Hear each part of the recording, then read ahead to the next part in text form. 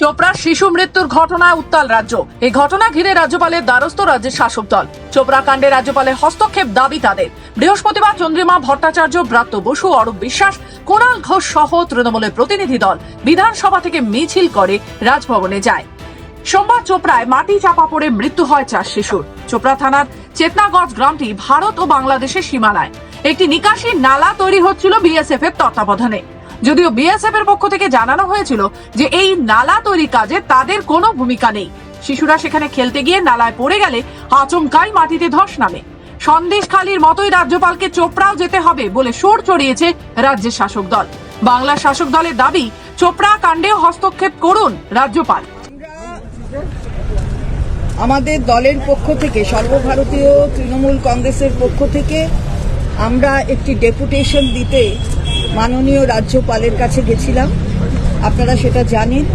এবং যে ঘটনা, মর্মান্তিক ঘটনা উত্তর দিনাজপুরের চোপড়ায় ঘটেছে, দাসপাড়া গ্রাম পঞ্চায়েতে 4টি শিশুর মৃত্যু, এত মর্মান্তিক ঘটনা যে সেটা হৃদয় বিদারক সকলেরই। এবং এখানে বিএসএফ এর নিষ্ক্রিয়তা দেখা গেছে, তাদের নেগলিজেন্স দেখা গেছে, তারা সতর্ক করেনি গ্রামবাসীদের, সেটা আমরা দেখেছি। এবং যার ফলে 4টে বাচ্চা জীবন্ত প্রায় কবর দেওয়ার মতন হয়েছে, কারণ জেসিবি যেই ফাংশন করতে শুরু করেছে, সমস্ত বাচ্চাগুলো যারা পড়ে গিয়েছিল তাদের ওপর মাটি এসে পড়েছে। ফলে যখন নিয়ে গেছে হাসপাতালে তাদের মৃত ঘোষণা করা হয়েছে। আমরা মাননীয় রাজ্যপালের কাছে বললাম যে এই হৃদয় বিদারক ঘটনা, এই ঘটনায় আপনি একবার যান এবং আপনি একবার গিয়ে তদন্ত করুন এবং কথা বলুন লোকজনের সাথে যে তারা সতর্ক ছিল কিনা। বিএসএফ এই কনস্ট্রাকশনটা ইল্লিগালি করছিল পারমিশন না নিয়ে। এই ঘটনাগুলো আপনি মাননীয় কেন্দ্রীয় স্বরাষ্ট্রমন্ত্রীর কাছেও বলুন এবং আপনি নিজে গিয়ে এটা সকলের সাথে কথা বলুন। এই অনুরোধ আমরা করেছি, যে কারণ আপনাকে আমরা দেখেছি, আমরা কথা বললাম ওনাকে যে আপনাকে আমরা দেখেছি যে আপনি যারা আপনার কাছে আসে অভিযোগ নিয়ে আপনি সেখানে চলে যান। এবং সন্দেশখালীতেও আমরা দেখেছি যে আপনি সত্তর আপনার সমস্ত ট্যুর কাটছাট করে আপনি চলে এসেছেন, তাতে কোনো অসুবিধে নেই।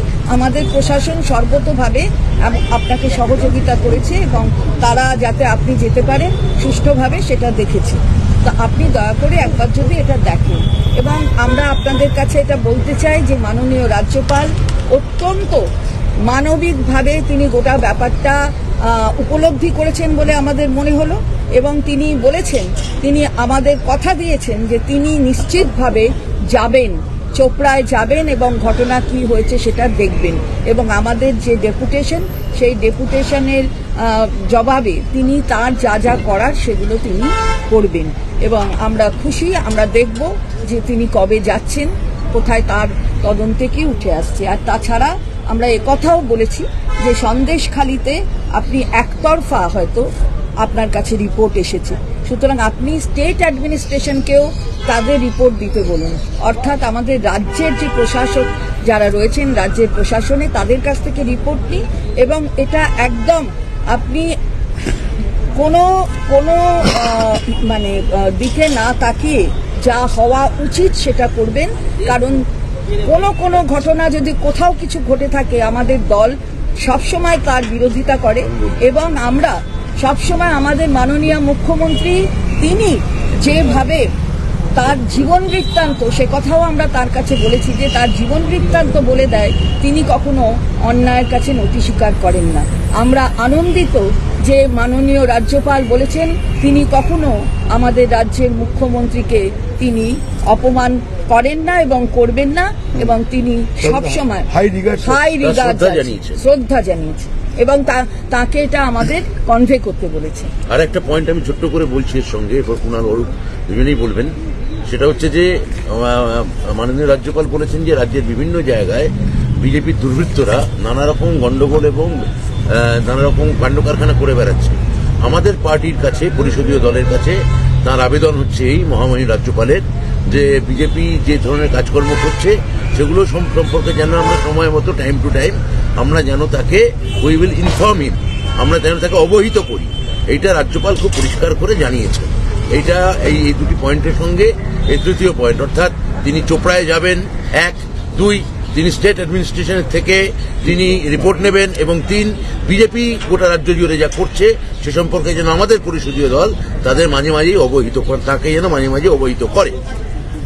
আমরা যেটা বলতে চাই যে বিএসএফ এর এই যে কার্যকলাপ, এই যে নিরীহ একেবারে গ্রামবাসী 4 জন একেবারে বাচ্চা, তাদের যেমন প্রাণ গেল, এই কাজ বিএসএফ প্রথম করছেন। এর আগেও বিএসএফ নির্বিচারে গুলি চালিয়ে 3 জন রাজবংশী ছেলে আমাদের যুবককে খুন করেছে। বিএসএফ বর্ডারে নিজেদের ইচ্ছে মতো কার্ড ডিস্ট্রিবিউশন করছে। তো বিএসএফ এর কাজ হচ্ছে বর্ডার পাহারা দেওয়া। তারা কোনো রাজনৈতিক দলের কথায় ডে টু ডে অ্যাক্টিভিটিসে তারা অংশগ্রহণ করছেন, এবং তাদের এই গাফিলতির জন্যই 4টি শিশুর প্রাণ গেল, এর আগে 3 জন রাজবংশীর প্রাণ গেল, এবং তারা আমাদের স্টেট অ্যাডমিনিস্ট্রেশনকে আরও বেশি ডিস্টার্ব করতে চাইছেন। সেটা আমার মনে হয় এটা আপনাদের জানানো উচিত, সেটাও আমরা মহামান্য রাজ্যপালকে জানিয়েছি। কুণাল বলুন। আমরা খুব স্পষ্টভাবে সন্দেশখালি নিয়ে রাজ্যপালকে বলেছি যে আপনি যে রিপোর্টটা প্রকাশ করেছেন সেই রিপোর্টটা পক্ষপাতদুষ্ট এবং ভিত্তিহীন কিছু অভিযোগের উপর দাঁড়িয়ে, ফলে আপনার সেটা নিরপেক্ষভাবে দেখা উচিত, এবং তার জন্য কে কি বলছে তার উপর দাঁড়িয়ে তো রিপোর্ট হয় না। রাজ্যের সংশ্লিষ্ট প্রশাসনের তরফ থেকে, রাজ্য সরকারের কাছ থেকে আপনি রিপোর্টটা চান।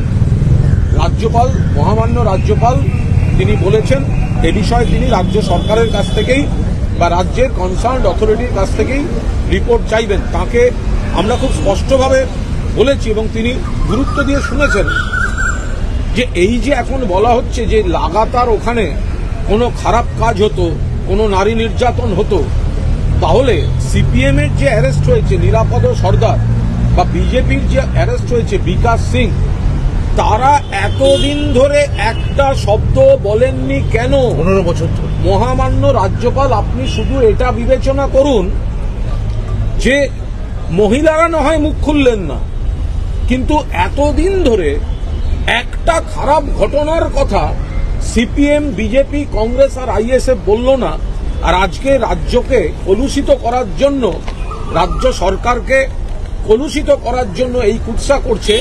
এটা যদি কোথাও কারুর ব্যবহারে কোনো সমস্যা থাকে, কেউ দুর্ব্যবহার করেছে বা অন্য কোনো জোর জুলুম করেছে, সরকার ব্যবস্থা নিচ্ছে, পুলিশ ব্যবস্থা নিচ্ছে, দলও ব্যবস্থা নিয়েছে, কিন্তু মহামান্য রাজ্যপাল আপনি দেখুন যে এই কুৎসিত যে বার্তাটা দেওয়ার চেষ্টা করছে সেটা সঠিক নয়, সেটা মিথ্যা, সাজিয়ে আনছে, মিথ্যা কথা বলাচ্ছে।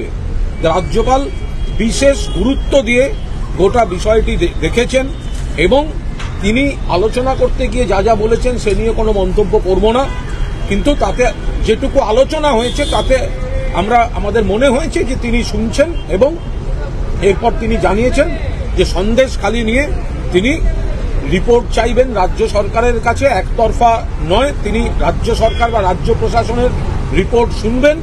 পাশাপাশি তৃণমূল কংগ্রেসের তরফেও সারা রাজ্যে বিজেপির বিরুদ্ধে যা যা অভিযোগ আছে বা কিছু কিছু কথা তার কানে আসছে, যেটা ব্রাত্য বসু বললেন, সেটা যেন তৃণমূল কংগ্রেসও তাকে নিয়মিত যখন যা ঘটবে, যখন যা বক্তব্য আছে সেটা তাকে অবহিত করে। আমরা আরেকটা কথাও মহামান্য রাজ্যপালকে বলেছি যে আমরা অনেকগুলো সংবাদপত্রে দেখেছি যে কিছু একজন মহিলা, 2-3 জন মহিলা, তারা বিজেপি নেতাদের সঙ্গে ঘুরে বেড়াচ্ছে, তারা বিজেপির নেত্রী, কিন্তু আমরা দেখছি মুখ ঢাকা দিয়ে তারা সেখানে সন্দেশখালির ব্যাপারে মুখ ঢাকা দিয়ে তারা অনেকগুলো কথা বলছেন। এই যে সাজানো ঘটনা, এটাও আমরা মহামান্য রাজ্যপালকে বলেছি যে পুরোটাই প্রি প্ল্যান এবং পুরোটাই বিজেপি এবং সিপিএম একসঙ্গে হাতে হাত মিলিয়ে করছে। বলছি আজকেও বিরোধী দলনেতা তিনি সন্দেশখালীর উদ্দেশ্যে রওনা দিয়েছেন, বলেছেন 4 জন নিয়ে যাবো যাতে 144 ধারা ভঙ্গ না হয়, আটকালে তিনি একটা চূড়ান্ত অশান্তি। ওনার এটা হচ্ছে মানে দলের সঙ্গে, ওনার নিজের দলের অনেকে 2-1 দিন আগে গিয়েছে, এখন উনি আবার না গেলে ওনার প্রচারটা হবে না, উনি দলের কাছে পিছিয়ে পড়বেন হয়তো, তাই উনি যাচ্ছেন। উনি কি করছেন তাই নিয়ে আমাদের কোনো মাথা ব্যথা নেই।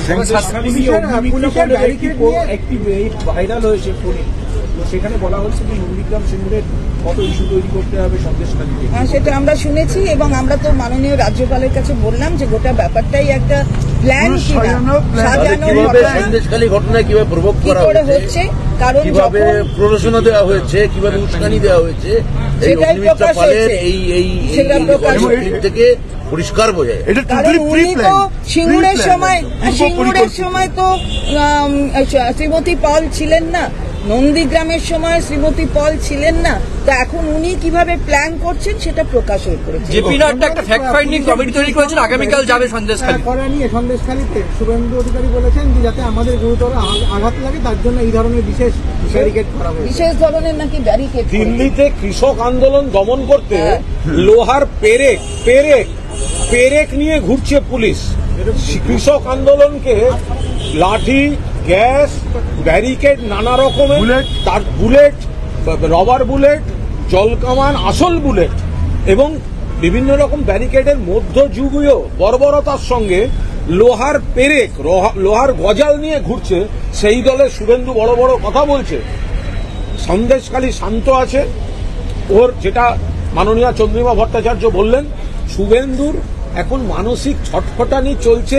সুকান্ত ছবি উঠেছে, হাসপাতালে সুকান্ত, ভর্তি হয়েছে, আরে সুকান্ত তারপরে একটা গায়ে লাগবে। সুকান্ত একটা গাড়ির উপর উঠেছে। শুভেন্দু চাইছিল ডবল ডেকার বাসের উপর উঠতে, ওই রুটে ডবল ডেকার বাস চলে না। ওকে, সুকান্ত একটা গাড়ির উপরে উঠেছে, ও বলছে আমি দুটো গাড়ির উপরে উঠবো। সুকান্ত যে হসপিটালে ভর্তি হবে, ওর দাবি হচ্ছে তার থেকে বেশি কেবিন আছে, এরকম বড় হসপিটালে নিয়ে যেতে হবে। ওর লড়াই তো সুকান্তর সঙ্গে।